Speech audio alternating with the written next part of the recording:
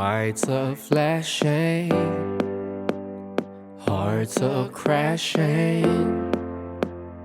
Caught up in this night, yeah, I try to make it right. Girl, I try with all my might.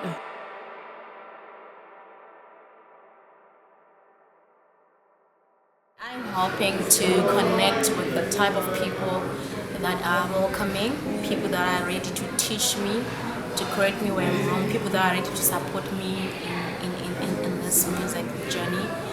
However, I know that I'm going to meet a lot of different people, different personalities. I would need financial support to perfect our performances to a world-class standard at least. Vision for my career is basically to impact as many lives as I can through art and dance in general. What we're basically trying to achieve is to be sustainable in art coming from a third world country, because usually we face a lot of challenges with just our personal upkeep. We're still willing to grow, yes, but at the same time we should be able to stay afloat just by ourselves.